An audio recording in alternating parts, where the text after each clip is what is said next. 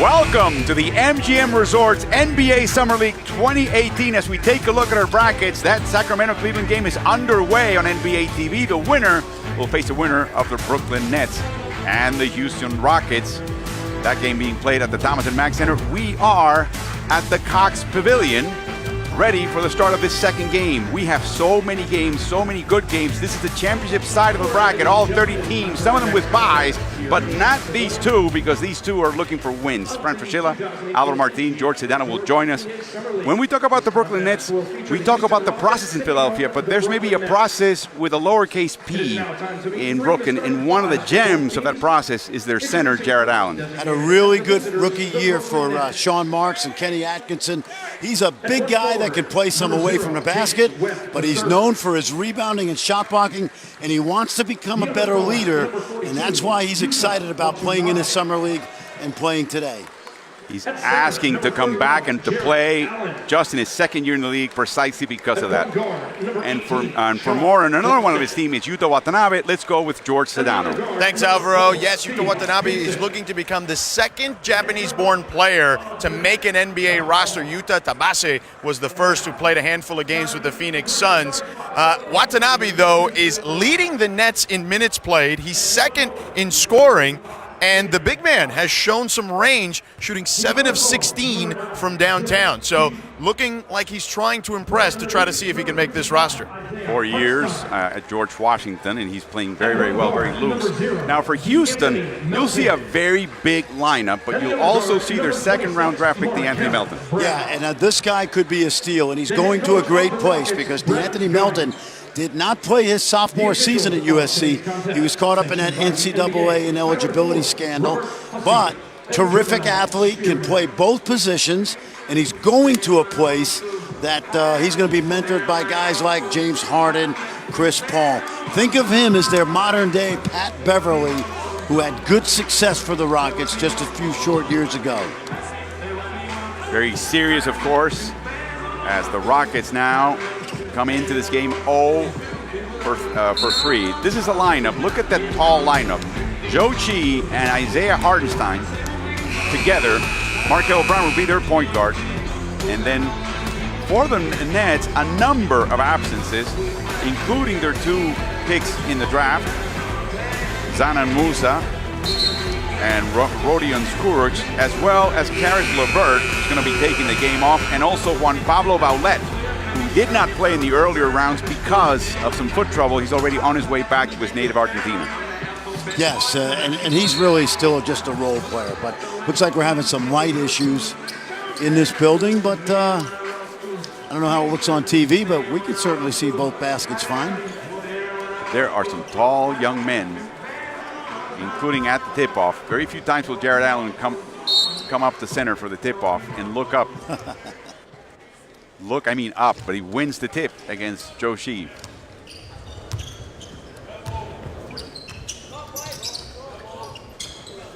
And Hartenstein immediately over guarding and committing the first foul. And for more on the condition of the lighting in this Cox Pavilion, let's go back again to George. Thanks, Alvaro. Well, in between games, we were doing the game between the Clippers and Wizards on ESPNU before we switched over here for this game, and in between games there looked like there was a power surge of sorts, and some of the lights have gone out in the building, so there's still obviously enough light to be able to play. I went over to the scorers table and the officials said that obviously they would play, but that this situation is not ideal certainly for the Cox Pavilion, but they're going to keep things going here. And the shooters have an excuse now when they're not making shots. And Thomas and Mack also seem to have a bit of a power issue as well. They're still playing. The action never stops here. Well, I know this. In Las Vegas, those air conditioners have to run all day long. The priority, right? Yes. That's the priority. As Daniel House, who ended up at Texas A&M after transferring from the University of Houston, he's from that area, has already played for Washington and Phoenix in the NBA. Allen. Nice up and under right there. They came with a double team, but Jarrett Allen was able to just slip through Hartenstein. They had the mismatch with the guard Melton. Jared Allen is a unique kid. I had a chance to watch him quite a bit at Texas. Very bright, as you mentioned, loves the computers, but he loves this. Look at that adjustment. He couldn't finish. Yep. Zhou Qi showing off his handle. He never shies away from a three-pointer. He has tremendous confidence. He may not make them, but he won't shy away. Errant pass by Dawson. And take a look at Jared Allen. Played 1 year for Shaka Smart. Watch, he's got the mismatch. So watch Hartenstein come over. And he slips through, goes up and under. Soft touch. In between 4 defenders. Yeah. Count them, 4. He finished up his rookie year in Brooklyn really strong. Hartenstein inside, putting up some muscle of his own. He's another good young player drafted last season out of Germany. Now we have a little bit more lighting here on this side of the complex. You didn't bring any candles? No, I didn't. There's enough heat outside. It's not way a good too long a decision. pass. Yep. Yeah. So a turnover, and we saw in the last game, the Clippers and the Wizards committing a bunch of turnovers at the start of the game and then settling down. Yeah, it's it's part of the process of becoming a pro player, and the defense is pretty intense because these guys are fighting for jobs. Awesome challenging Qi.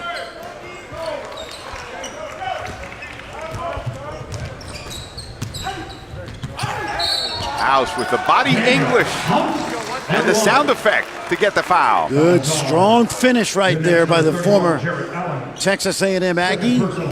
Spent some time last season with the Phoenix Suns, got into 23 games. Watch that ability to get to the rim, finish. Alex Caruso was his teammate Yeah. at A&M. A&M's got a couple more guys in the, here in Summer League with Robert Williams and Tyler Davis, who's on this Nets team. Yep. Oh, nice hold. Did you see how he held his shirt down? The referees didn't see it. Sneaky move Delighting. by Melton. 14 to shoot as they reset to 14. Yeah, and Theo Pinson, the former Carolina. Oh, he assaulted the rim. You might as well have let him know it was coming. That could get you 2 to 5 in some cities. That may turn on the lights here. Dawson at the other end. A couple of quick buckets by the Nets. Jared Allen, was not high with the draft blog experts because they didn't think he played hard. The last month of his freshman year at Texas, he was the best big man in the Big 12, and he's carried it over. A strip. Ooh, a tough pass for the layup and a quick foul by Webb. Watch this now. First of all, you love him taking off from the foul line. One dribble from the top of the key and finishes over Zhou Qi, and then Sean Dawson, the Israeli. Dad played in Israel, and Sean found a home there and is a good player. Getting a chance to come to Summer League, but Jared Allen, he started the last 31 games, averaged 10 points a game, about 7 rebounds, and you mentioned how bright he is. Very smart. Because he's so quiet and introverted, I think a lot of people thought that he didn't have a love of the game, but he got roasted by Jonathan Motley of Baylor in a 30-20 performance by the Baylor Bear. The next game at Kansas, this kid went and got 20 and 20 against a good Jayhawk team. He's got really sharp memory as well. That's right. Inside out.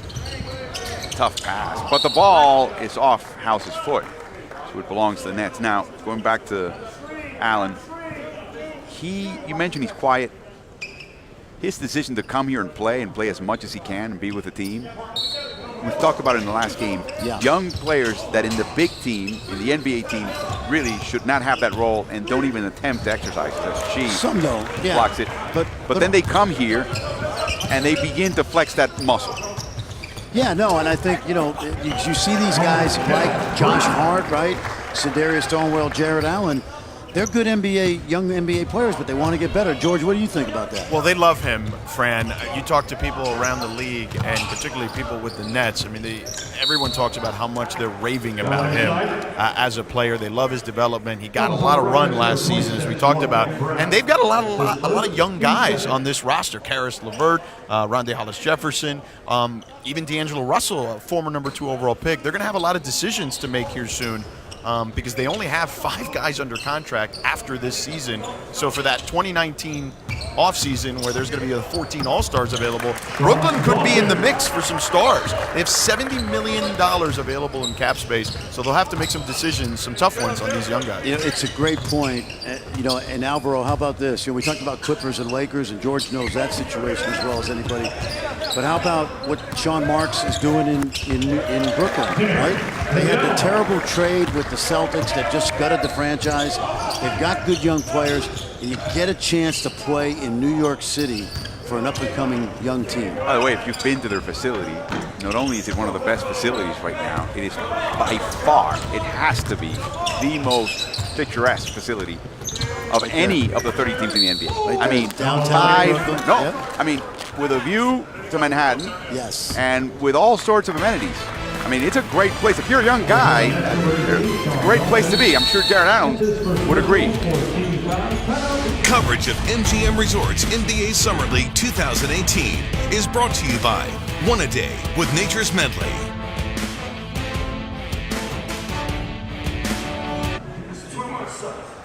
It is a 4-point Rocket lead over the Nets about halfway through the first quarter as Joe Shea will go and step up to the line. There's Jared Allen resting, relaxing, and Shea to the line.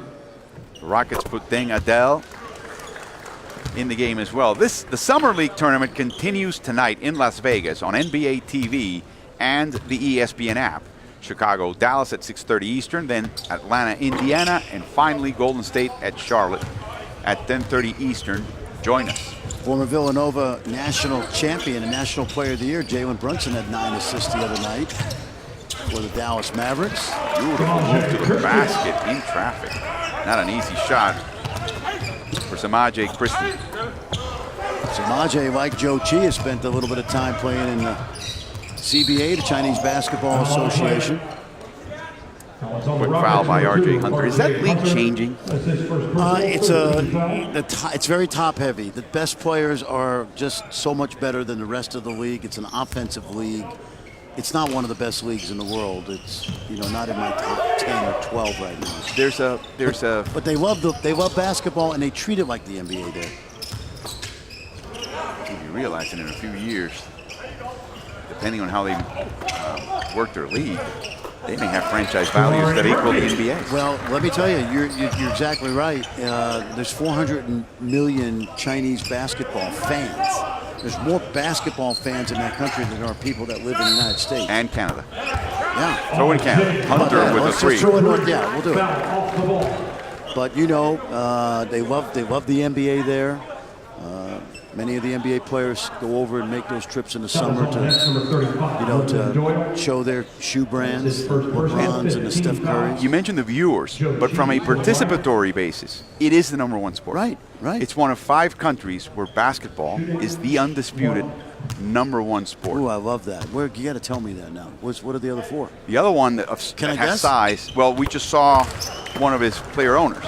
Oh, Philippines. Philippines, Yes. 100 million people, and they're absolutely basketball crazy. Now, think of some small countries in Europe that love basketball. Lithuania. There's one. Croatia. No. So, but that's not the #1. How about, by the way, Croatia is going to the World Cup final. Yes, you'd have to say it's Latvia, Yep. Lithuania, and finally, a territory of the U.S., Puerto Rico. Puerto Rico. There you go. There you go. Those are the only 5 spots in the world where it's the undisputed #1 sport. So let me ask you this. When JJ lands in San Juan International Airport, does everybody know him? But when Tyler Davis, who just joined that team because Yes. his mom is from Puerto Rico, Right. steps off a plane, people know him. That's great. They're watching this game just to see him play, just to see what kind of shape he's in for potentially playing for the national team down the road. But is JJ like Kevin Durant of the island? Well, he's beloved. Yeah. And what he's done after the hurricane also is And Yes. becoming really the ambassador for the NBA has been tremendous. He, and I should add, the owner of that team, Mark Cuban, also has done very selfless work. And by the way, J.J. Barea had a terrific season. Well, it's going to be a different Dallas Mavericks team next year for sure. J.J.'s got a world championship under his during his time. He moved the ball really well, but it's offline for Doyle.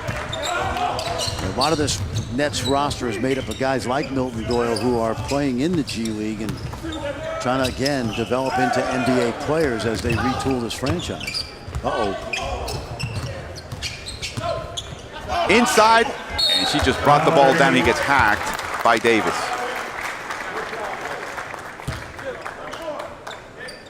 She will never be, you know, a 300-pound bruiser. That's not his biotype. No. But he does, again, he's shying from contact less and less and less.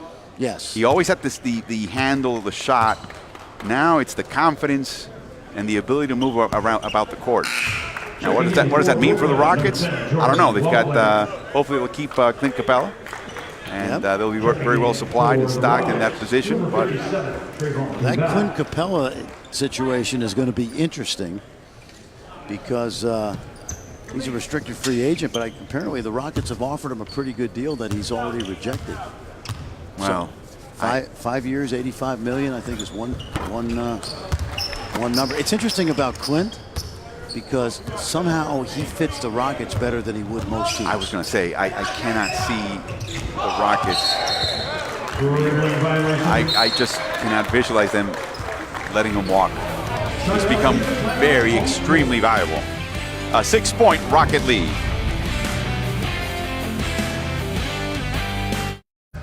Welcome back to Las Vegas. George Sedano alongside Alvaro Martin and Fran Fraschilla as the Rockets lead the Nets 20-14. We've got some news, guys, in regards to the Rockets.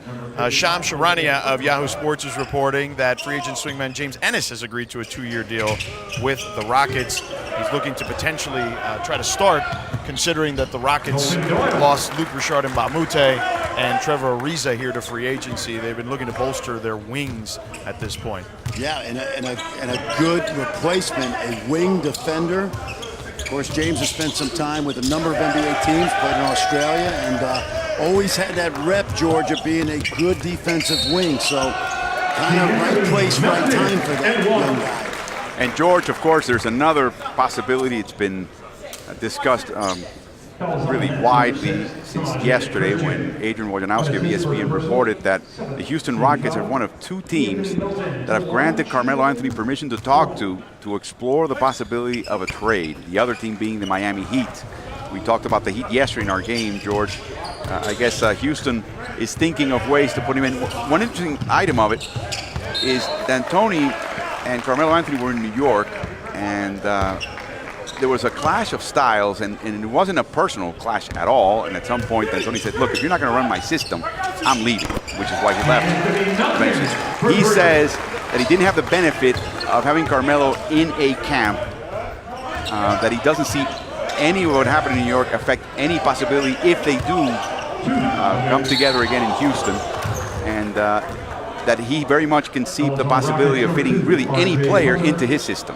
I think this, if you're a player who doesn't think he fits into Mike D'Antoni's system, you ought to give up playing basketball. Because, right, George? Because it's a player-friendly system. Think about it. And James Harden is the perfect poster boy. Well, and if you look at it, it's really interesting what the Rockets did this past season. They were almost the anti-Mike D'Antoni system, right? They ran a lot more isolation plays, which certainly suits Carmelo's forte at this stage of his career particularly, but been something that he's been really good at. He's been a great isolation player, but James Harden, Chris Paul, and Carmelo Anthony, even at this stage, I think Carmelo Anthony can help them. He's still a very good shooter despite having a rough season last year. And look, he didn't thrive in the third role in Oklahoma City, but he is familiar with the concepts of what Mike D'Antoni presents. And Carmelo did point out, not that long ago actually, because he did consider Houston this past offseason as well, that him and Mike D'Antoni are good, that there are no issues there between those two. Let me ask both of you guys this. Do you think Carmelo, we saw what happened last year, could he accept a more limited role then you see, so just what we talked about before. Can he accept a role where he's not the go-to guy? And what happens if Mike D'Antoni decides it might be better for that team to be the second unit go-to scorer? Well, one quick item here, George and Fran. It was Carmelo who approached Billy Donovan in December to say that, you need to stagger us differently, and you may need to put me longer with the bench. I think starting is something that he values for some reason. I still can't understand why.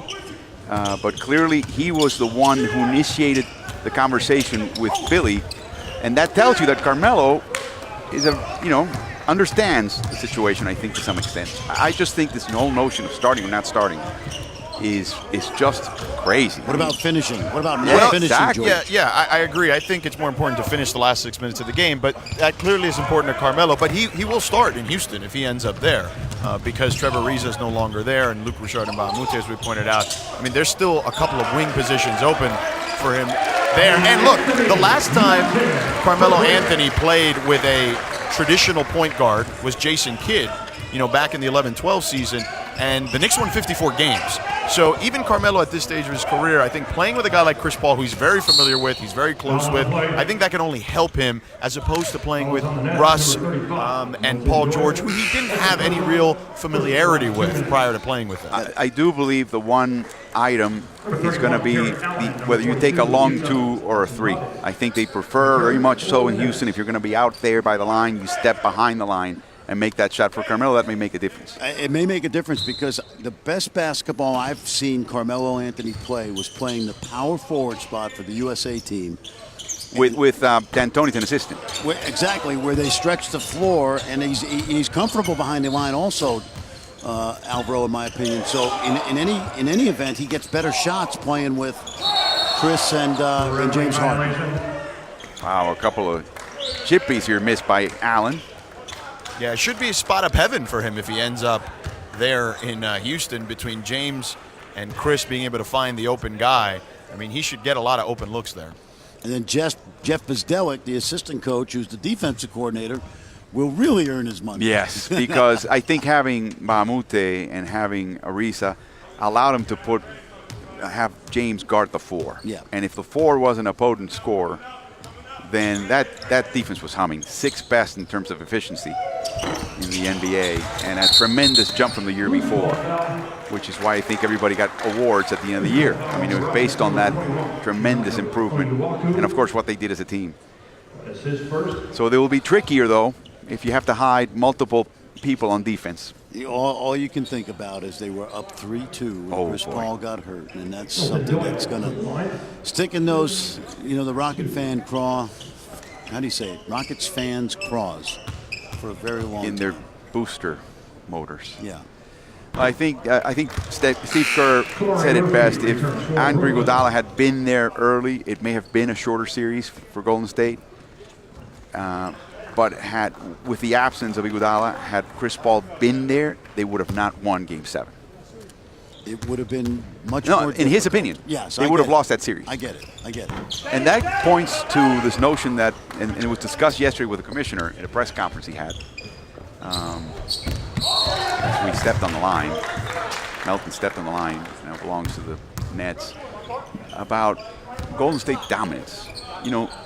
They've dominated. They dominated this past finals. It was a 4-0 sweep, only I think the 8th or 9th sweep in NBA Finals history. You see it that often.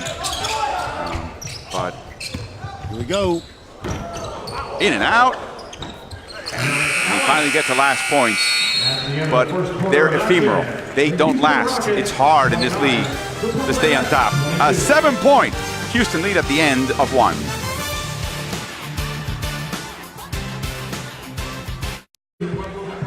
The Rockets lead the Jared Allen Summer Brooklyn Nets by 7. And we're now very glad to be joined by Monty McCutchen. You saw him go up and down course. He's not wearing gray, though, or black. He's wearing, nice clothes. He is also the vice president in charge of developing referees. And, of course, this is a tremendous opportunity. And I think I heard the commissioner say that you had either a clinic here for prospective referees, and half of the field, about 19 of them, were women. We do have we have close to 80 officials here, and 19 of them are women. Half of our new G League hires, more than half actually, 7 out of our 12 are women that have been hired into the G League for their first years of service there. So we're really excited about what that means. It means that we truly have an egalitarian system in which people's merits based on what their work provides will give them the proper opportunities to reach not only their dreams but serve the game in a new generation in a new way. You got to get them into the pipeline. That's you want to get right. them out on the other And side. that's exactly right. Is it any different to find women referees than you would to find men? Absolutely not. The same characteristics that anyone can provide in a game are courage without arrogance and humility without weakness. And it doesn't matter who you are or what package you come in. Those characteristics are what translate to the NBA game. And as a result, we're looking for characteristics, and we want to be open to what those characteristics come to us in, whether that's from different nationalities, different sexes, men, women. It just does not matter. Some of the women here are not necessarily from the States. We do have one that's not in our program that is refereed here in some of the global activities, who's from Mexico. But we have many nationalities working here in men, and what we want to find is the officials who can uphold standards, who present the ability to withstand difficult circumstances and still make good decisions. And our league is growing in international influence from our players and from our coaches, and we want to make sure that our referees have the same opportunities to show their worth. This is a great venue for the league to experiment with rules, Monty. Just take us through the process of evaluating a rule that you like or don't, or let's say you like it. And I'm a fan, as we both love FIBA, the 14-second reset. Sure. But how do you evaluate after Summer League some of these potentially new rules? Well, our role in that is to provide the information of how it impacted the game. We aren't the sole, our department is not the sole determiner of that. We have a competition committee that'll take that information and see how it provided an impact on the game, both positively and negatively. In this instance, we have a coach's challenge with our green lights that we've been experimenting with.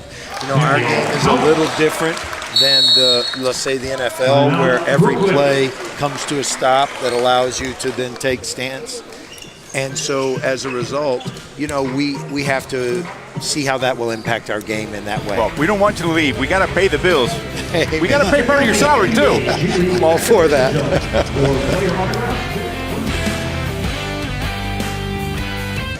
The Rockets lead the Nets by 5 early in the second quarter. We still have the pleasure of being joined by the VP of Referee Development, Monty McCutcheon himself, an NBA referee of the highest order.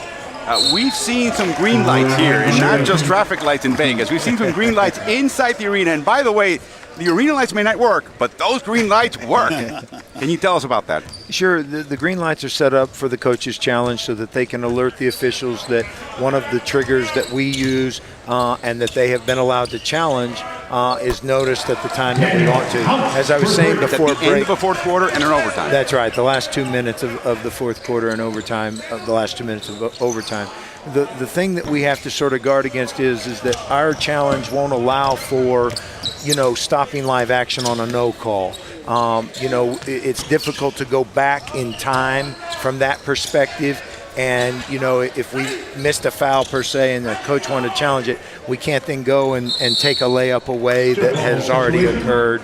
And so I think that finding out the nuance is what a league like the Summer Pro League is all about, is finding where it applies, where it can fit in and fit properly to our game and be responsible in its actions. I would have thought that the 15 triggers the NBA has covers just about every eventuality. What is the purpose behind it? To shorten the games? What's to give the coaches a chance to have a say? Well, I think to some degree, it's not to shorten games per se, but I think to some degree you have a situation in which the trigger in the past has been about referees' doubt.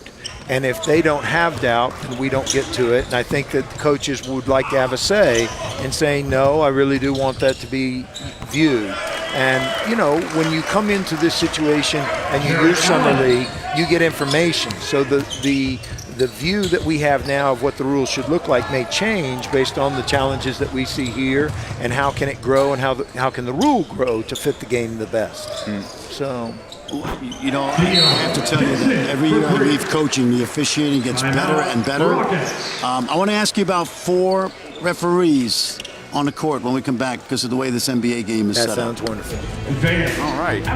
Still, Houston on top now by 3. It's getting close. It's getting hot outside. The lights are back on. What else can you ask? Monty McCutcheon. That's what we want.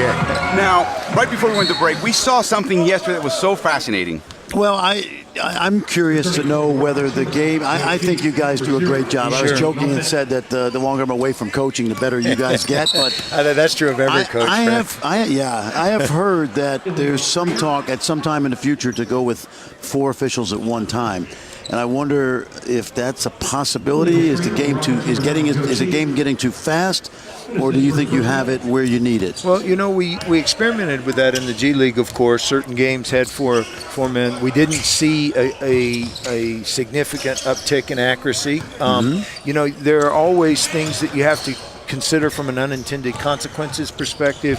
You know, if we bring 4 people in, do you have that contingency of 25 qualified people to bring in at one time? You also, if you have 2 on the baseline, you would then mitigate or lessen the experience of certain officials, where we now have a somewhat of a good flow from a mechanical perspective of how our mechanics work, from a teamwork perspective. And so you're constantly sort of balancing what you might gain up against what you might give up in that process. And so I think we're still in the exploration side of it. I don't know that it's been taken away, but it's not also moving forward at any rapid pace right now. In those games in which you had 4, was there an uptick in calls? Was there more calls than usual? No, and that's what we found, that everything sort of stayed similar in that way. I think that one of the things that you have to remember is that officiating isn't just about where you stand or even what you see. You know, I would equate it to being in a difficult situation. Maybe you're coming from emergency care with or going to emergency care with your young son. You can look right at a red light, but you can go right through it. Refereeing isn't just about what you look at. It's about decision making, and it's about learning the craft of refereeing. And I think that you have to make sure that you have enough qualified people that have that ability to process plays, even if they're standing in the right spot. So I have a good idea. Don't go with 4. Just pay the 3 officials a little more. But hold on. You know what? You are going to be loved by referees, Fran. I can tell you that. Hold on for a second. I had a game yesterday where we had 4 listed refs, but only 3 at a time. 2 of them platoon. At halftime, yes. Platoon. What we have is a developmental league in some instances here, where players are learning their craft better, coaches are learning their craft better, referees are learning their craft better. We've hired 12 people into the G League who have not worked a G League game yet. What we want to make sure we do is give them the proper dosages of bigger, faster, stronger players so that they can process properly. They work a half, they go back and watch tape with the crew afterwards, and they can build on their confidences in these ways so that they don't get overloaded too fast. It's no different really than young players. If they're not quite getting something, they sub out of the game. They're given the opportunity to be coached properly, and then they get back in the game. And for us, that would be the next day. We go from a half then to a full game for those. The craft of refereeing, the craft of quilting, which I hear he's very good at, one of which took him 8 years to put together. I was teased unmercifully by my fellow referees, but I did that for my son, and it was a good thing. I saw a picture of it. It's wonderful. Thank you very much. It was a pleasure to be here. You look good in blue, too. Well, thank you, man. All right. Thank you, Monty McCutcheon. Thank you very much. It's a pleasure. Y'all have a wonderful day. You too. Thank you.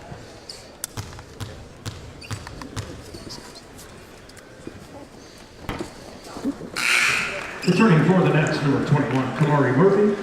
Hey, while we were talking to Monty, the guy that we highlighted at the beginning, the Anthony Melton, has been outstanding. 12 points, he's dropping dimes, he sees the court.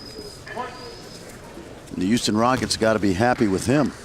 Markel Brown, who was a two-way player for the Rockets, was drafted by Minnesota that ended up having a pretty good initial season with the Nets. Obviously not good enough to stick.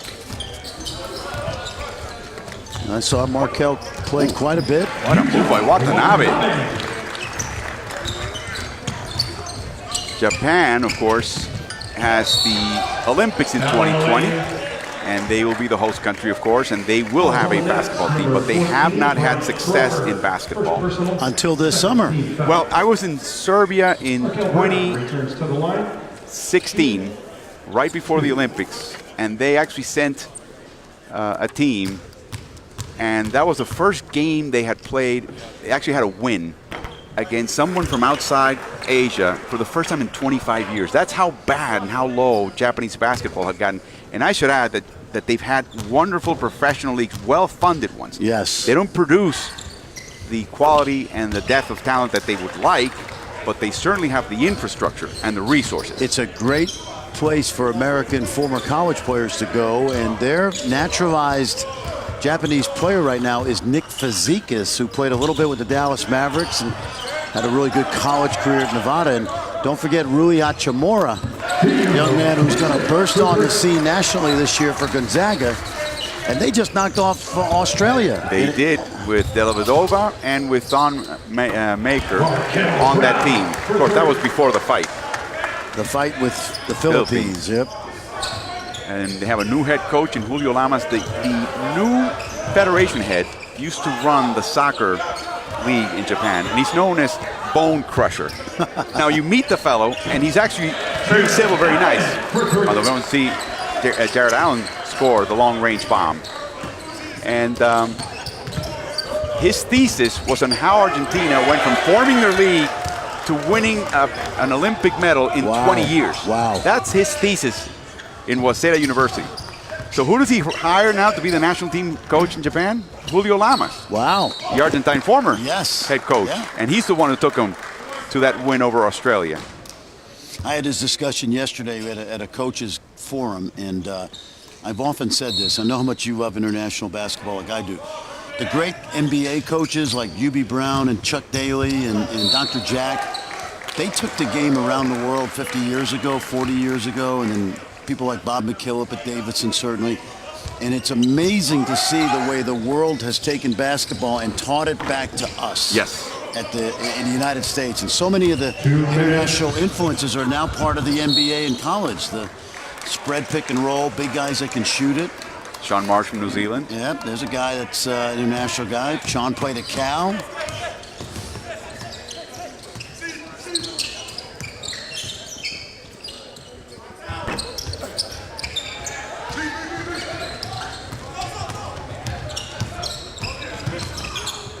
And the windows at the new system of qualifying that FIBA has right now has actually allowed the G League to represent the United States. And I think the job that Jeff Van Gundy's doing with essentially a different cast every time he goes out is remarkable. Yes, absolutely. They just came back. They lost a tough game.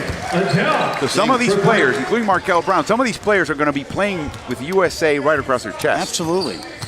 I saw the game in Mexico City, and Mexico was ready for the U.S. And then, of course, the U.S. came back and beat Cuba and did 5-1 in first round play. Jump ball situation. Checking in now for Joe Shee number 55, Trevor doesn't mind getting down and dirty. The Summer League tournament continues tonight in Las Vegas on ESPN2 and the ESPN app. Detroit faces Minnesota. Toronto faces Denver at 8 and 10 Eastern, respectively. You can also catch it on the ESPN app. Of course, Denver drafted Michael Porter Jr. out of Missouri with the 14th pick. And the thought was he slipped after being thought of as a top 3-4 pick because of back surgery. And that was a good risk for Denver. They've got a good young lineup. And at 14, you're taking a risk on getting a player healthy who could have been a top 3 pick.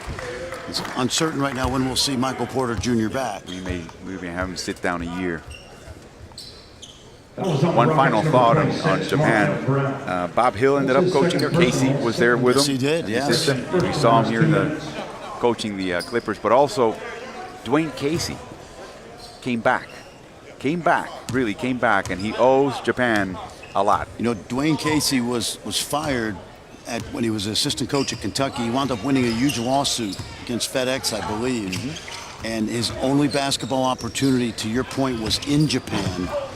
And that really resurrected his career. You are so right. Of course, he ended up with George Karl in Seattle and has become a great NBA head coach. Watanabe.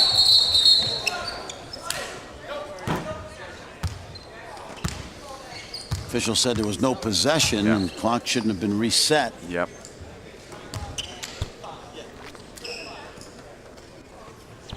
He's got 8 seconds right now. At least we don't have to go to the monitor as much in the summertime. No.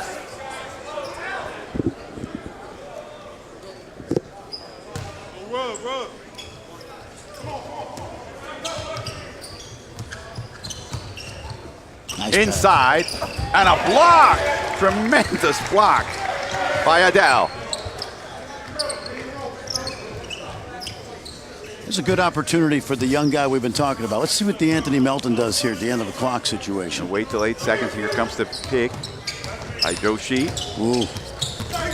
Gets into traffic, absorbs the contact. Thompson grabs a rebound. And that is the end of the first half. The Nets cut the deficit. They're now down 4 to the Rockets here in Vegas.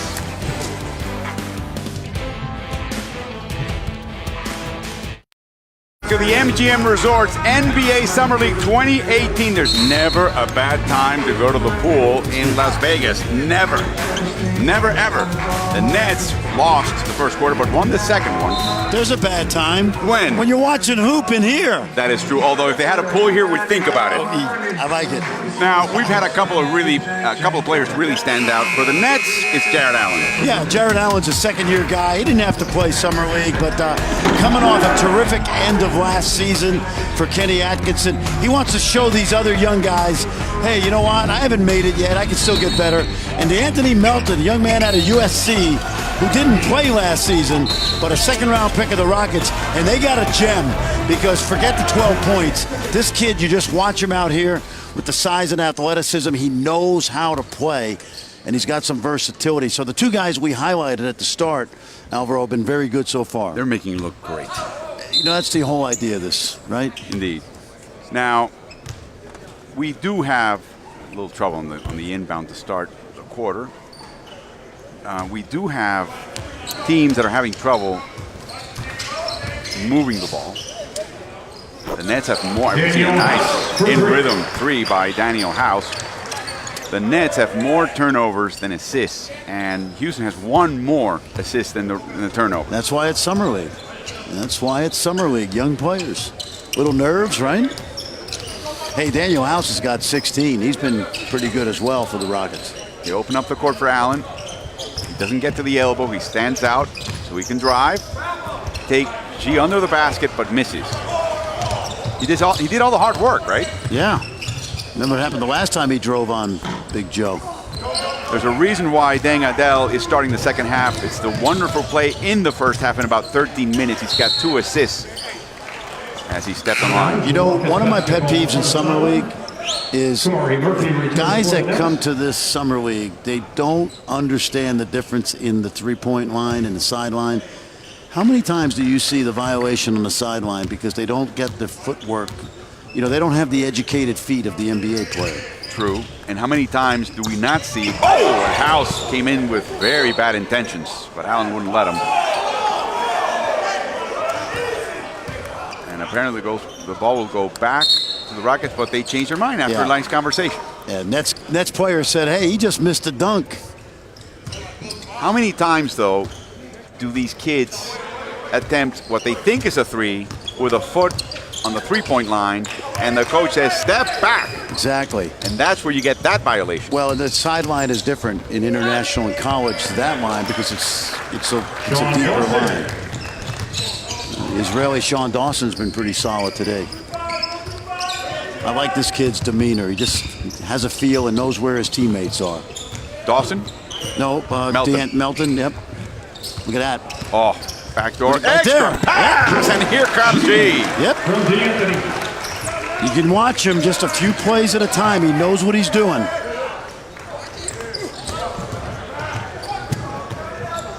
Shot by Dawson on the corner. In and out.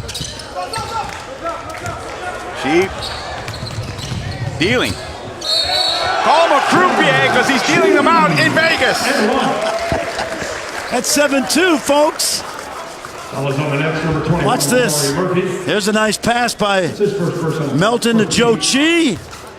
And then Big Joe, 7-2, playing like a point guard. Joe Chi. That's a Sino step. That's not a Euro step. One. You can go from Beijing to Mongolia with that step. Didn't he have like 10 blocks in that Nike Hoop Summit game? He was an absolute beast. He was, yep. And on the strength of that game, he caught the eye of a number of NBA teams, including Houston. And of course, Houston is the home of the great Yao Ming, so they had some connections there as well. Del again doing his Euro step. That was the Oceania step. That's right. I work with you. I not only get to talk basketball, we get to talk geography. Yes. Catcher with two hands. Kamari. Got a little lane. Oh, offhanded shot. That young man is from Brooklyn, New York. Kamari Murphy, former Miami Hurricane. Oh, scaling Mount Allen is Melton. Does he have the look? Does he have the look? Watch this switch now. Oh, that's good defense.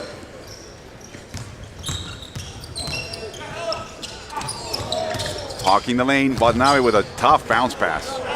House. Melton. Blocked by Kamari. Dawson gets the bucket and the foul. And one. Let's go back. Watch this little floater right here by D'Anthony Melton over the shot blocker, and then we've been talking Euro steps, Sino steps. This is an Israeli step. That's right? an Israeli step right there. But isn't it amazing? Just in the last 3 minutes, ready for this? The influence of Manu Ginobili, right? The guy that really brought the Euro step to the NBA. Well, you know, I've seen video of Sarunas doing that. Yes, with Golden State. you are absolutely And- right. and- Sarunas Marciulionis and- did that. And I think it's called Eurostep because the thought is we hadn't seen it here in That's right. asphalt courts in the U.S. I think I've seen even footage. Listen to this. I think I've seen footage of Gail Goodrich pulling something off like that. Kind of like that. It's very possible. He was crafty, too. There's nothing in basketball that's been invented recently. I can tell you that. Dawson, a 24-year-old. Foul up top. We see the foul. George, join us. You know, you guys were talking about Euro steps, but you're right. Manu Ginobili does take a lot of credit. And Sarunas Marciulionis was the guy. But when you look at the guys now and the way that has evolved, you know, over the years, Dwayne Wade had a great Euro step, and now we're looking at the Rockets. I mean, James Harden might have the best one in the game at the moment. That and his step back. It might be one of the most impossible shots to block in the entire sport. It's a great point. And what you do, George, when you teach it, you drive right at the middle of the defender's chest because he doesn't have an idea of whether you're going left or right. And on that final step, the second step, you step to either side, and the defender has no way to get back in front of you. Can't you scout that? Can you say, well, he'll always take a step to the right, always take a step to the left? No, you got it's that particular move you work on, and then a guy can do it both ways, right and left. And don't forget, how about the guys like Steve Nash who would shoot those kind of shots off the wrong foot? When you play in this league with shot blockers, it's like you got to throw the knuckleball at the home run hitter. You want them to be swinging it air. You know what I mean? Wrong foot them. Wrong foot them or Euro step them to death. And that's why those plays, you know, to George's point, are such a big part of the NBA right now. You know, George, I think they're still trying to find out how to stop James Harden without fouling him. I think the San Antonio Spurs had that idea that you put your hands up like you're being held up. You put your hands up right over your shoulders. I think remember seeing Patty Mills trying to do that. We'll talk more about that with George and Fran. Houston's up by 10.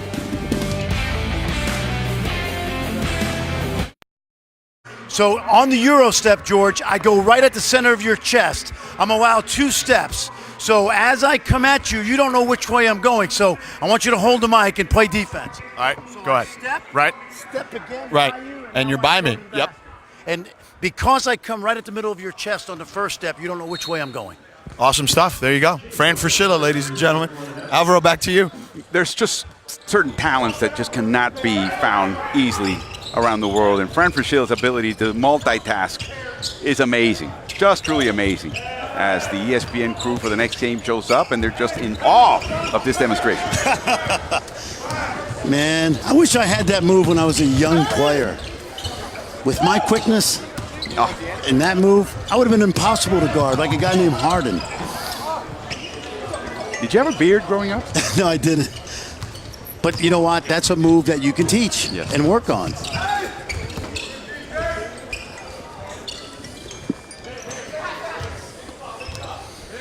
Ten-point game, the Rockets trying to stay in control here. What a pass by Dawson. And the putback is good for Kamari Murphy. Dawson, as I mentioned, plays for Bnei Herzliya in Israel, 24-year-old. He won the championship with them in 2016. After spending 5 years with Maccabi. Webb loses the handle on the way to the basket. You talk to any American player who spent time playing in the Israeli league, they love it. You know, the great cities like Tel Aviv is like the Miami of the Middle East, and so many good players have started their careers there. Joe Ingles played for Maccabi Tel Aviv, and David Blatt, before his journeys took him to the Utah Jazz. Fast break opportunity, yep. Up front, Dawson, 2 steps. Nice. Now, we did have a 3-on-2 or a 3-on-1, but I got a little question for you as we see this drive and attempt to dunk and a late whistle. A late whistle, contact with Pinson. Was on the Nets, number 4, Theo Pinson. In the modern NBA, where you have great three-point shooters, you got a 3-on-2, and you've got some of those shooters on the wings. Run to the line. Don't get the 2. Don't get the 2. Is that standard? No, or it not? depends on who the shooter is. But if it's a high-level shooter, absolutely run to the line. But my point is you've added a layer of decision-making in less than 3 seconds. And the hardest thing to do as an NBA player is make quick decisions. You just answered your own question, because when I talk to NBA personnel, scouts, GMs, guys like that, they always say the difference between college and the NBA is decision making. So to your point, which is a great one, good players make quick decisions. And now, if you got a big guy running the lane and you get the short dunk and the lob, that's great. But when you watch the Warriors play, where do Steph and Klay Thompson go? They run to the lines because they realize that's a high percentage shot and you get the extra point for shooting a 3. But it is player dependent. And it's team dependent. I mean, some teams run it well, some don't. Yeah, fast breaking is not what it used to be. Right. It is different than the way we learned it. Oh, another foul on the shooter. A 3-point shooter to boot. Coming up next, it's Pistons Timberwolves, and to cap off the day, the Raptors battle the Nuggets at 10 Eastern, 7 Pacific. Both games are streaming live on the ESPN app, so you can watch anywhere. The 12-day tournament-style format culminates with the championship game next Tuesday at 10 Eastern, 7 Pacific on ESPN. You know, they're not looking at the ESPN app right now. I'm concerned. Pistons, they did not have a first-round pick because they traded it, and it ended up with the L.A. Clippers. And you see Henry Ellenson from Marquette, who's, again, one of those guys. You know, we've talked about this, Alvaro, that some guys like Henry Ellenson, Alvaro, didn't become a great player automatically, you know, in his first year. He spent time in the G League. It's starting to come around for him. He's coming into year 3. But that's what I love about the league, is everybody runs their own race. But if you don't finish the race, you end up playing overseas. Yep. Rocket lead is down to 7. R.J. Hunter with a 3. Houston's been effective 9 of 21 now behind the arc. That's better than 40%. Dawson going left. Can't get the roll, but he does get the foul. Fouls on the Rockets. Number 9, Joe Chi. This is his third. He's fifth. Sean Dawson to the line. Shooting 2. The Rockets having that great relationship with China, with Yao Ming being the key, the link between country and team. And you know that's actually happening in the NBA now, where, let me give you an example. Ben Simmons, Brett Brown, Australians. There's a little meat pie that's all the rage in Australia. They are now an official sponsor of the 76ers. Wow. Wow. They don't have really, I don't think they have much distribution in the States. But the fact that they've got that tie-in becomes a revenue source for an NBA team. I'm not talking about the league here. A team. A team. In Australia, same way with China, So, for right? example, Chinese brands could be promoting the Rockets. That they have in the past, but Absolutely. even more so if Joe Shi becomes what he may become after the next play. As Yeah. Doyle just took advantage of him. It's Milton Doyle.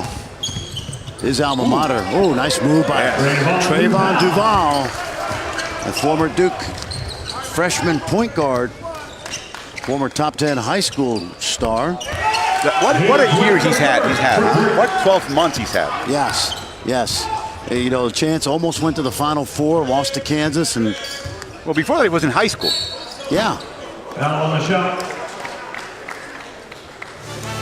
Well, we'll talk about it after the break. Houston's up 7 over the Nets. First personal. Fourth team foul. Not only are the Nets on the court, Brooklyn is in the house.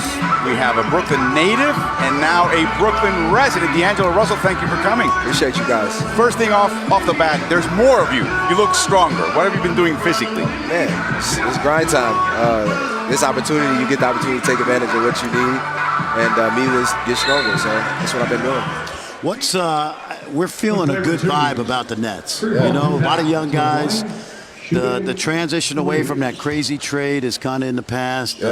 Lots of cap space, not next year. But tell us about, you know, now that you've been in Brooklyn for a couple of years, what's the feeling like?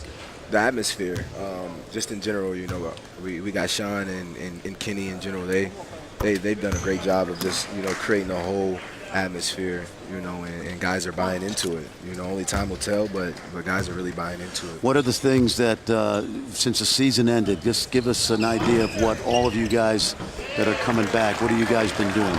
Culture building. Mm-hmm. Right now it's learning your guys in and out, knowing what guys bring to the table, knowing what they like and dislike. I think this is the best time to take advantage of that. So we've been doing a lot of team bonding, a lot of events and stuff together. A lot of guys have been in New York, so it's been great.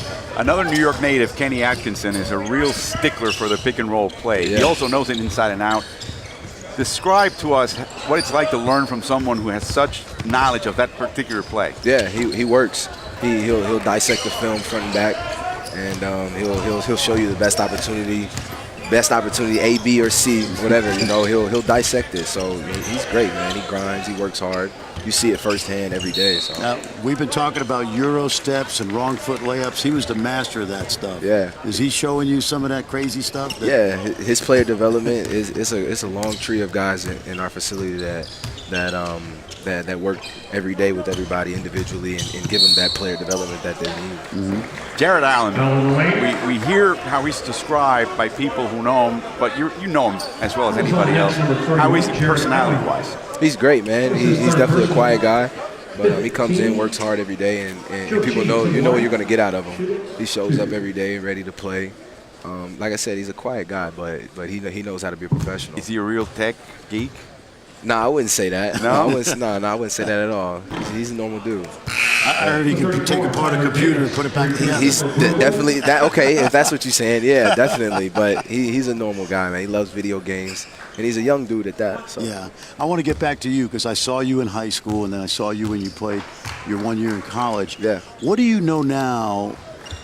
Let's go back to like right after the draft. Okay. What do you know now as a veteran, a young veteran, that you wish you knew when you came into the league? Just I think when I was coming out, I didn't know who I was. You know, I was a tweener.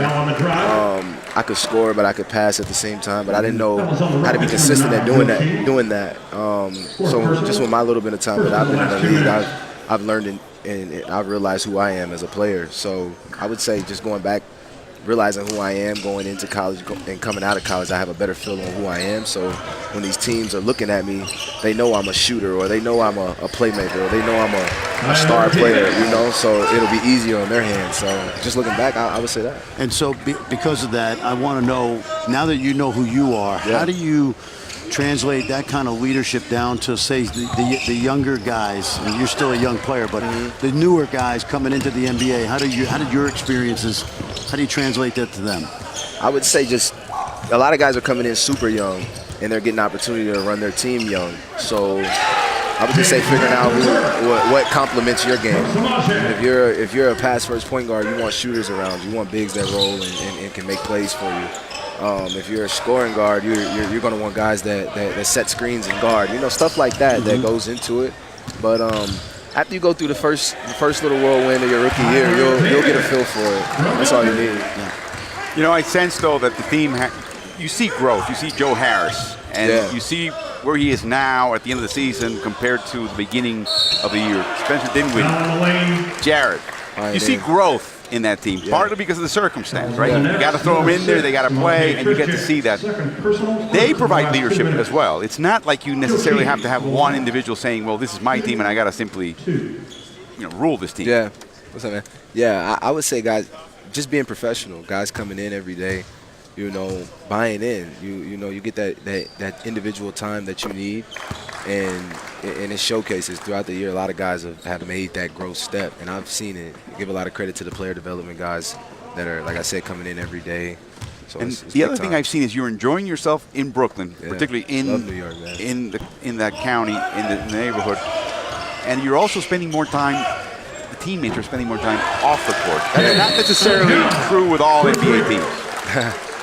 I don't know. I don't know what other teams do, but we like each other, in New York's a big place, so it's easy to just get out and meet people. But you got your teammates and guys that a lot of guys aren't from here, first time living here, so might as well just be with your teammates and really learn each other.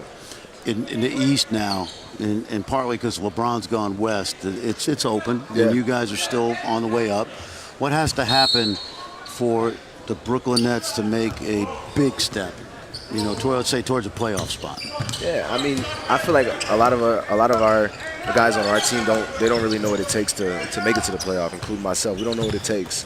So just buying into what we're learning every day, watching film, trying to get better. If each individual gets better, that's a great step for us. You can easily put tabs on the playoffs and reform it, bring it back around. But if each individual gets better, and we do that collectively when we get out there, that's all we can ask for. Well, they had some scalps. They had some big wins, especially at home last year against some very, very top competition. They weren't playing a second night of a back-to-back when they faced the Nets, and they beat them. And again, a Nets team that was missing a number of people. So I think the future's bright. I think end of games is always something pending for a young team. And I think defense as well, collective defense, team defense. Definitely, you got to get that stop. That's what it comes down to. But I think that's an excuse. We don't want that to be an excuse. We want to get those wins this year. It's easy to just be in the games at the whole time and not finish it out. We want to finish those games this year. You're sitting here with some of the Nets people. Yeah. A couple of years ago, you were out here. What's it look like when you watch these, new guys? I mean, it's different. It's not the NBA, so you see a lot of these guys. Like I said, a lot of these guys just graduated. I would have just graduated, so I see a lot of familiar faces. But it's a different tempo, You come and watch this game and you see it, but you see when guys come back, too, they get better, and you see their growth as well. Well, we're going to let you go, but when we go, we're going to have you stick around and give us some recommendations, places to eat. Hey, I can do that. Y'all gotta tell me. Y'all said y'all the New York guys. That's my neighborhood, man. For sure. Well, thank you so much, D'Angelo. And again, we look forward to seeing the Nets play. Everybody's going to be back. I think the no one knew what was going to happen to some teams last year, like Indiana. Maybe this is the Indiana story this year in the NBA, the Brooklyn Nets. We'll see. Well, it's the end of the quarter, Susan. We're going to let you go with a couple of recommendations, okay? Thank you again.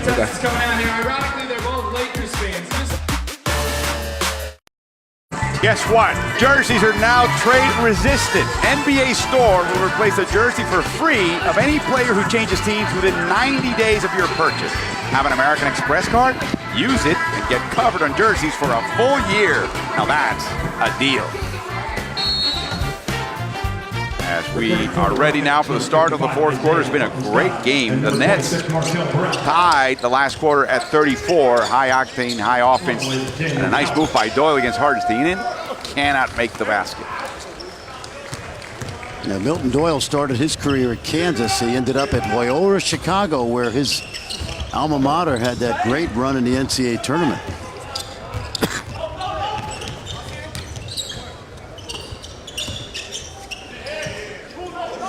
They're playing a bit of a zone, and the Nets just couldn't take advantage. I think the Rockets were a little lost in that on that defense.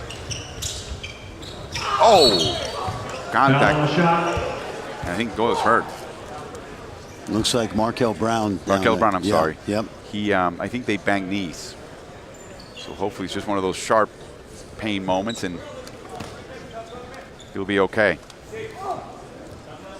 That was on the Nets, number 6, Lachey Christian. They got out in transition, and Anthony Melton found Markel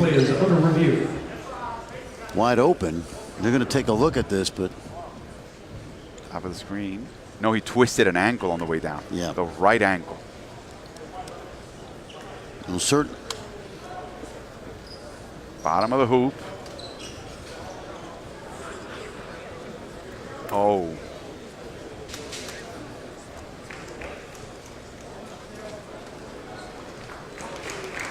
See, once again, and I think Webb was just trying to get out of the way. Well, Markel's got 3 free throws coming if he can stay in this game. It's called a flagrant foul. Wow, interesting. You know what that is? That's the rule. That's the undercut rule. Yeah, the cylinder. Yeah, that's the undercut rule. The ruling on the court is a flagrant 1. Yep. I have to say, when you see the truly egregious examples of that is when the defensive player has control of his body and still gets under the legs of the offense. Here he was closing from far away. Yeah. That was an error of commission. That was an error of effort. Yes. And Markel's walking it off. That's pretty good. Former Oklahoma State star. He's a Louisiana guy. And you mentioned Markel playing for he started his career 2 years in Brooklyn. The Nets. Yeah. So it's a flagrant foul. And we see the free throw. Shooting 3. He'll be shooting 3 shots.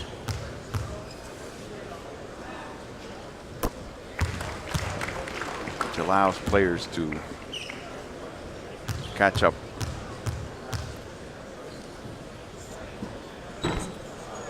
Brent Bunning and Roy Rogers are co-head coaches, and the way it works between them is they take the lead. One of them will take the lead for 1 game. Yes. Both of those guys have been on the staff for a while. Roy was obviously a solid NBA player. Brett came to Houston from Villanova, where he was an assistant coach to Jay Wright. There you see Roy. Checking in for the Rockets. Former Alabama Crimson Tide player.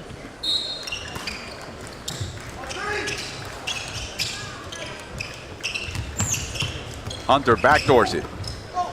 Ooh, very tough shot, and somehow he made it against Davis.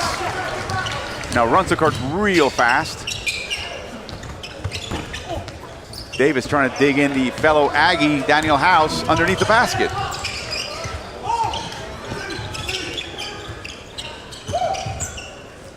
Oh, that's nice. Foul on Melton. That was on the Nets, number 0, James Webb III. James Webb with a foul. 4th.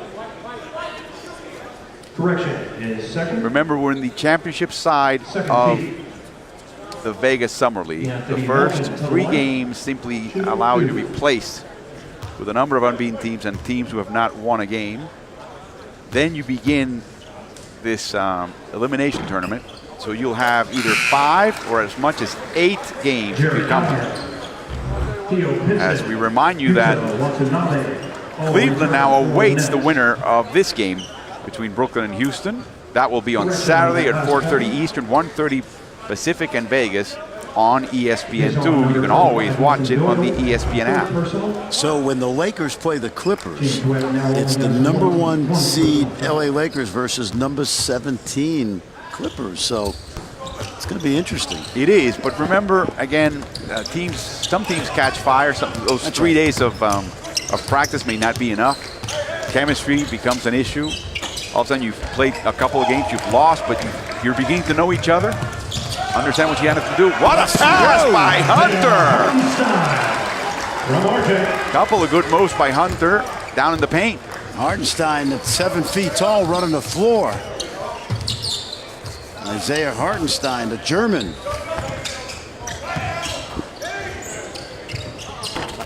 Dawson short. Contact. Foul on the play. But he waited too long. No shot, says the referee. The Nets close it down to 2 points, and then Houston's been on an 11-2 run like this. Yeah, absolutely. Isaiah Hartenstein, who, by the way, was born in Eugene, Oregon. His dad, Flo, played at the University of Oregon. His mom is a Oregonian. And he grew up, I remember talking to him a couple of years ago, getting ready for the NBA draft. He grew up playing Little League baseball and American football in Eugene. And I think it was about when he was 10 years old, he moved back to Germany. He wasn't going to play soccer. He was not going to play soccer with the size. Maybe a goalie. Nah, I'm not even. At that point, they look at you to go play basketball. Exactly. Well, his dad was German, and he's part of the German national team program. Of course, it's an amazing run that the great German that plays in Dallas right now has had, Dirk Nowitzki. Apparently signaling that he'll be a map for life. Watanabe, no good. Dirk is the probably most unassuming superstar in the NBA. There's the big fella again. Daniel House has been pretty good as well. Not a recluse like Duncan was, you know, and has a sense of humor. Which, if Tim has it, we've never seen it.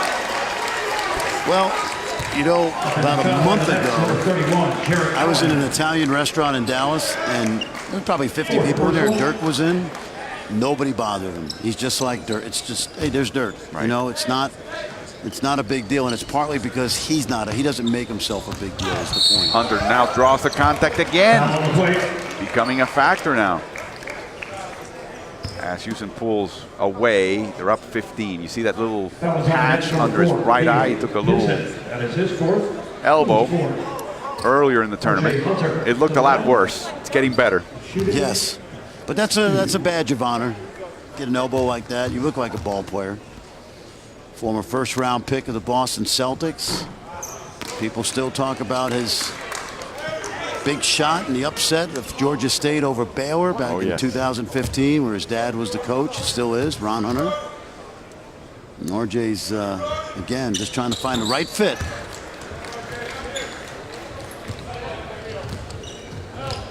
He can handle the ball. You saw him penetrate. He makes good decisions. The outside shot comes and goes. Yeah, and that's the biggest thing, Alvaro, because he was drafted as a two guard. And it's 28% on his career, which has to be higher. Because I don't think he's really a point guard.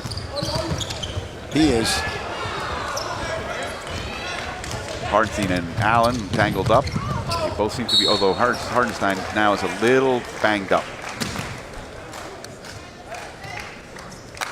And he may have to be replaced. No, he's playing pretty well. I would suck it up if I were him.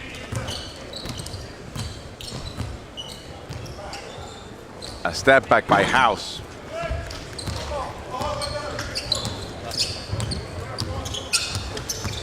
Hesitation move from almost from midcourt.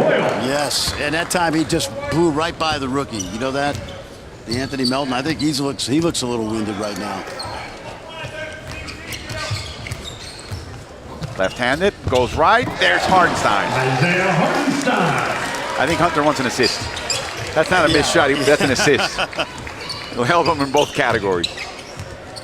You know, you think about Hartenstein. He's only 20 years old. He's at least 7, on his way to 7-1. Fighting for the ball. And it belongs to the Rockets. Doyle with 21 points, 6 assists, and 3 boards. Returns for the Rockets. Now he'll take a break. Yep, good effort. Joe Shee comes in his stead. And here we see pressure from Brooklyn. And they are feeding DeAnthony Melton a lot of minutes, aren't they? Yes. Is that a signal? Yes. Yeah, get him ready. See, he's winded. He's winded. Timeout. We have a timeout. We have a timeout. Houston leads Brooklyn by 16 halfway through the fourth.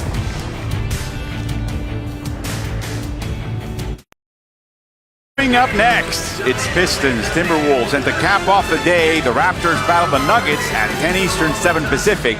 Both games are streaming live on the ESPN app, so you can watch anywhere.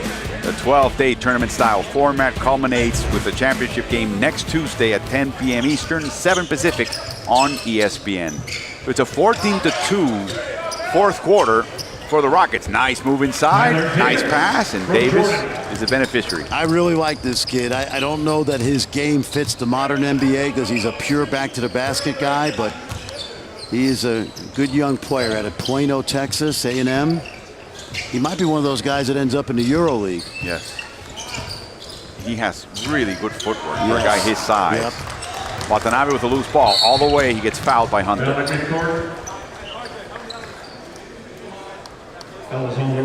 That's the tactical foul.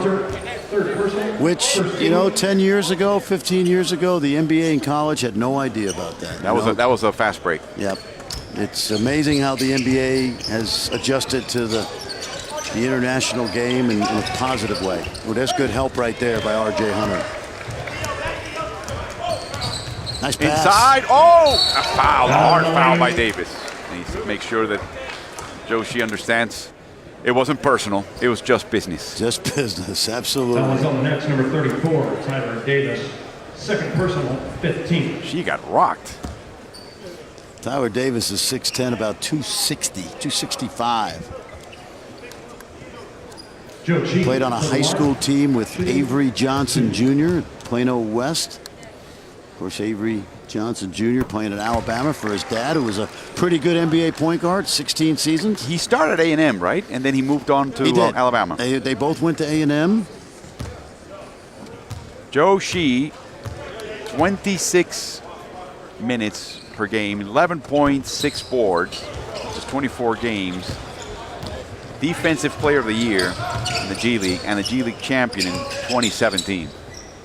The famous Viper offense that Nick Nurse started. Now he's the head coach at Toronto. Off the ball foul. By the way, we were talking about DeAnthony Melton getting fed minutes. He's over 30 minutes now, played the most of anybody on the court. Again, I think this is just a way for the staff, the coaching staff, Daryl Morey, the GM, to say, let's just put him out there and see what we might have. Yep. They don't need a lot. On that foul that is on the Rockets, number 26. Aren't going to be many rookies playing in that lineup. No. How do you see their defense? Well, Jeff Bzdelik did a really good job. Now, it's going to change. It's going to be interesting because of the loss of, Mbah Moute and Trevor Ariza. But Jeff is a really good tactical coach, and since he's been with Mike D'Antoni, he's done a great job with the defense. I'll let you know after they decide to sign Carmelo. Or Clint Capella. Let's make sure we get Capella. That's true. There's no way Clint Capella is not coming back. That's my thought. And the reason is because you made a good point, and I'll amplify it. Clint Capella would not be as good on most every other NBA team as he is in Houston because his defined role for Mike D'Antoni and Daryl Morey is exactly the best way to highlight his skills, which is running, screening, rebounding, catching lob dunks. And there's not many other places in the NBA where that skill set fits more perfectly. And defending the pick and roll. No doubt. No doubt. Moving his feet. That's the issue for centers. Traditional centers just can't do that. Well, guess what? At least in crunch time, you're not going to be playing. There's no doubt. And by the way, we cannot afford to have you out there. Yeah, and if he's not on a team with a good point guard, he's not scoring much. Traffic for Melton. By the way, that's college teammates right there. Jordan McLaughlin and Anthony Melton guarding each other.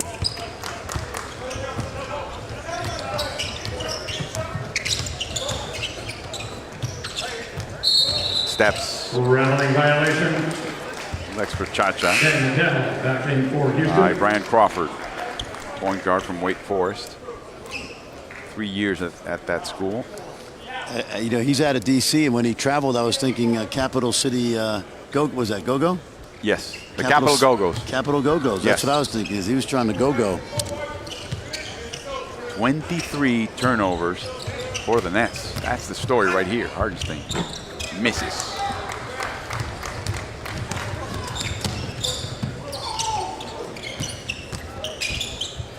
Inside, Thompson gets fouled.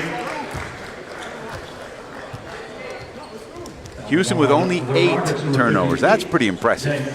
Says a lot about their point guard. I know we've been talking about him a lot, but Melton's been good. You know who's really impressed me today for the Houston Rockets is Daniel House. You know, because he's a big wing type guy. We've seen him make shots. We've also seen him do a nice job of handling the ball and make some good decisions. He's got 16 points, 8 boards, 2 assists, a steal, and a couple of block shots, so he filled it in. He filled in a nice stat line for himself. Guy that I like today, very quiet, is Deng Adel. 24 minutes, 13 points, 3 boards, 2 assists, and a steal. And really present when Houston makes its runs. It's just one of those guys. Yes. And a good solid 3 years at Louisville for Rick Pitino and David Padgett. Out of Australia, just slipped to the screen, was wide open. Hartenstein struggling for the ball. The referees look at each other. It will belong to Brooklyn.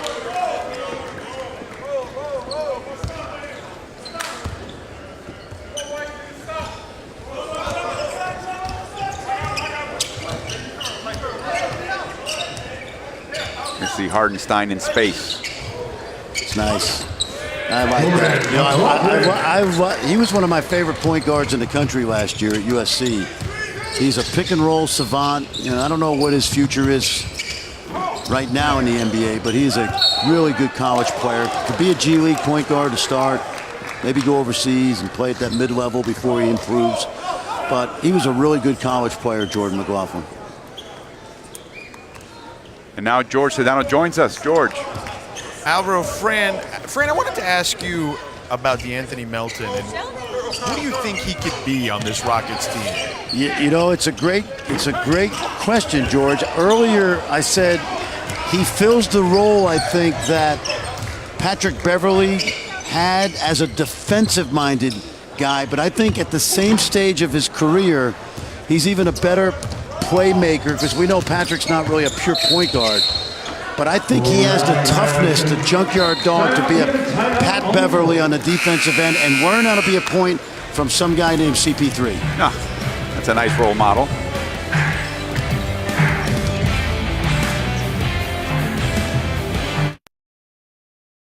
Tournament play continues now, not only at the Cox Pavilion, but also at the Thomas & Mack Center, where the Chicago Summer Bulls are leading the Dallas Mavericks by 9, with Wendell Carter Jr. now having scored 12 points for the Bulls.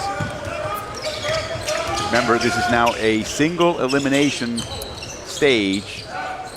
Teams will have at least 2 games to play. And by the way, as we see Melton reach in and tip it in, you talked about being winded. If I'm not mistaken, this is their 4th game in 5 days for both teams. Yeah, yep. So you'd think a little fatigue has set in. McLaughlin's a little short, but Thompson's ready. He's ready. You know, speaking of Wendell Carter Jr., as House takes it to where. Robin Lopez, who has been a part of teams with rookies like Lauri Markkanen, and Anthony Davis, he said that Wendell Carter Jr. has the same kind of personality as those guys, which is a terrific statement. That's a compliment.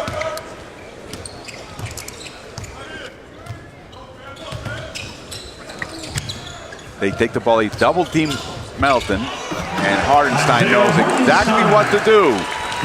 He imagined what was going to happen. He moved to the right spot and then made it happen. He was a first-round pick who slipped into the second round because of injuries. And he was red flagged by NBA medical staffs, but whatever he had is certainly cleared up because he looks like he's moving well. Davis being guarded by Hunter. For a moment, he wanted to take advantage of it. And he does it this way.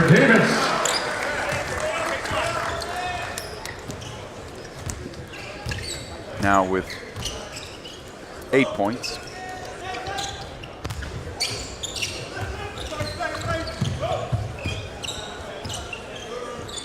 Nine to shoot, last minute of the fourth. And now they call it a two-pointer, a long two. He must have had his foot on the line. They're going to go check this, and hopefully they'll give it about 30 seconds. Not to call up my inner Jeff Van Gundy, but is it going to make a difference? In this game, no. But on the other hand, it's part of doing things right. Yeah, absolutely. Development of. So let's watch. Let's see what view. So. Okay, did he step back on time? That's easy. Well, I don't know. Did he step that last foot back, that right foot?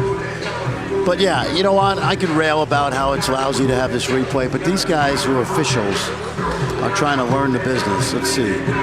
Step back. Tough to say. It's tough to say. Remember, the referee's appreciation on the spot, which was a 2, is going to stand. Oh, that was painless. Yeah. And I don't have any problem with it. I think it's one more thing for Jeff to be upset about. That's referee Tyler Ford with the ball right now, making that call. See, you know what I don't understand about Jeff Van Gundy? The longer I get away from coaching, the more I think the referees are great. And Jeff, he's always complaining about them. He's back into coaching now. Well, he's a great coach, and he always was, and he alys will be.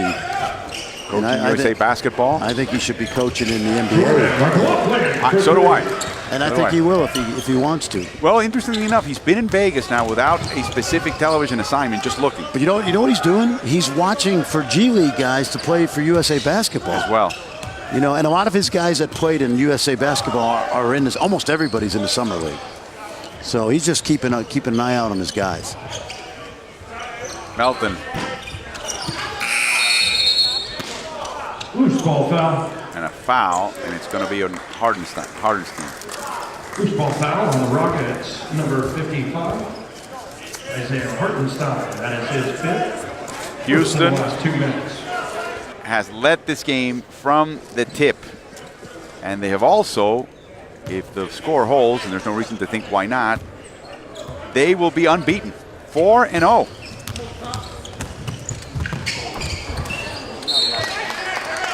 Crawford wanted to cut. They both thought differently. The result was another turnover. They've had 26 turnovers now. And that, I think, has cost them about 19 points. The 25 prior ones cost them 19 points. And that's the game for the Nets right there. They dominated on rebounding, 50-36.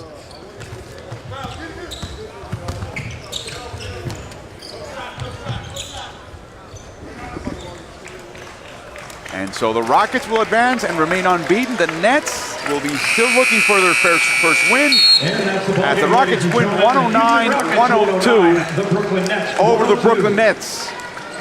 A tremendous display by DeAnthony Melton for the Rockets. Good game, all-around games for Daniel House and Joe Chi. 7 players for the Rockets in double figures. As we take a look at the brackets, remember they were waiting for the winner of that game next door, and that winner was Cleveland. They beat Sacramento by 8, and now Houston faces the Cavaliers and Colin Sexton on Saturday, 4:30 Eastern on ESPN2. A nice point guard matchup. Absolutely. 2 young guys just trying to figure it out in the league, and that'll be a good battle. They had an interesting battle in Indiana with Aaron Holiday and Colin Sexton going head-to-head. And that was a lot of fun. So this one promises to have fireworks as well. Well, DeAnthony Melton out of Los Angeles, USC guy, played his freshman season, came in a second-round pick, a good one for the Rockets, and he's been impressive not just today, but all week long. And aside from the athleticism you like, is he has a feel for the game. And we talked about stat lines today. Daniel House filled up that stat line.